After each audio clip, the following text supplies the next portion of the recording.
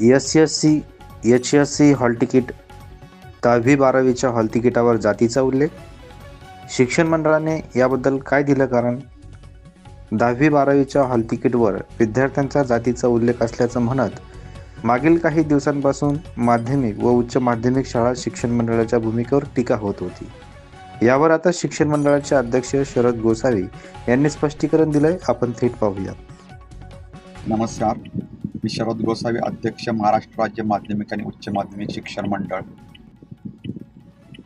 10वी आणि 12वीची परीक्षा सुरू होत आहे आणि हे होत असताना विद्यार्थ्यांना हॉल तिकीट, 10वीच्या आणि 12वीच्या विद्यार्थ्यांना हॉल तिकीट देण्यासाठी ती ऑनलाईन शाळांना उपलब्ध करून दिलेले आहेत आणि शाळांनी ती डाउनलोड करून विद्यार्थ्यांना हॉल तिकीट प्रिंट करून द्यायचे आहेत.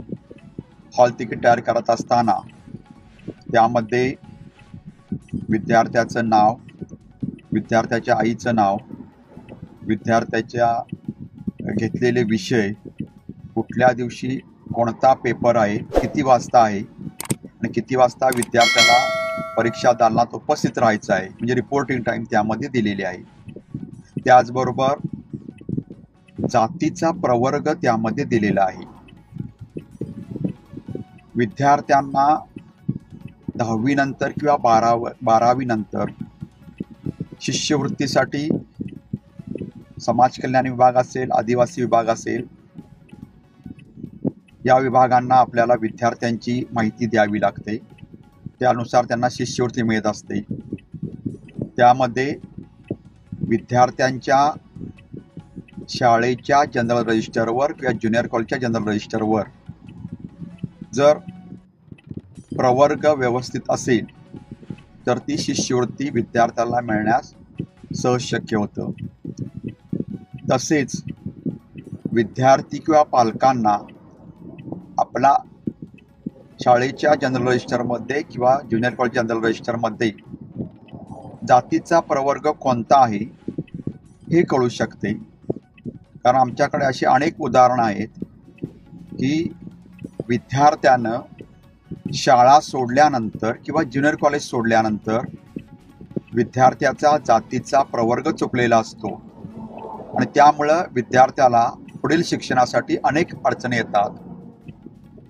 आणि नियमानुसार विद्यार्थ्यानं एकदा 10वी किंवा 12वी सोडली तर विद्यार्थ्याच्या नावामध्ये, विद्यार्थ्याच्या आडनावामध्ये, विद्यार्थ्याच्या आईवडिलांच्या नावामध्ये, विद्यार्थ्याच्या जन्मतारखेमध्ये, विद्यार्थ्याच्या जातीमध्ये कोणताही बदल नियमानुसार करता येत नाही शाळेच्या जनरल रजिस्टरमध्ये. त्यामुळं या हॉल तिकिटाचा उपयोग विद्यार्थ्याच्या पालकांना, तसे विद्यार्थ्यांना आपलं नावाचं स्पेलिंग बरोबर आहे का, आपल्या आईचं नाव बरोबर आहे का, आपली जन्मतारीख बरोबर आहे का, आपल्या जातीचा प्रवर्ग बरोबर आहे का, हे पाहणे अत्यंत महत्त्वाचं आहे. आणि या उदात्त हेतूने राज्य मंडळाने कॅटेगरीची नोंद, म्हणजे प्रवर्गाची नोंद केलेली आहे. त्यामुळं हे विद्यार्थ्याच्या चांगल्या कारणासाठी केलेलं आहे. जर काही त्यामध्ये चूक असेल तर, विद्यार्थ्याच्या जातीच्या प्रवर्गामध्ये चूक असेल, विद्यार्थ्याच्या नावामध्ये चूक असेल तर ती बदल करून देण्याची सुद्धा संधी देतो.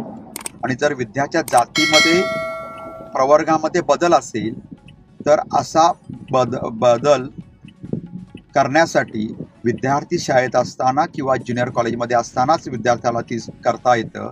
ज्यासाठी संबंधित जिल्हा शिक्षणाधिकारी किंवा शिक्षण उपसंचालक यांच्या परवानगीने तो बदल मुख्याध्यापकांना करता येतो. आणि त्यामुळं विद्यार्थ्यांना जर ते कळलं की आपल्या शाळेच्या जनरल रजिस्टरमध्ये किंवा ज्युनियर कॉलेज जनरल रजिस्टरमध्ये आपल्या प्रवर्गाची नोंद चुकलेली आहे तर तो निश्चितपणे बदल होऊ शकतो. आणि विद्यार्थ्याच्या फायद्यासाठी, पालकाच्या फायद्यासाठी किंवा विद्यार्थ्याच्या पुढील करिअरसाठी हे महत्त्वाच्या हेतूने आम्ही केलेलं आहे. त्यामुळे कृपया पालक, विद्यार्थी, शिक्षक यांनी याची कृपया नोंद घ्यावी आणि कोणताही गैरसमज पसरू नये ही माझी विनंती आहे. धन्यवाद. Subscribe now and press the bell icon. Never miss an update.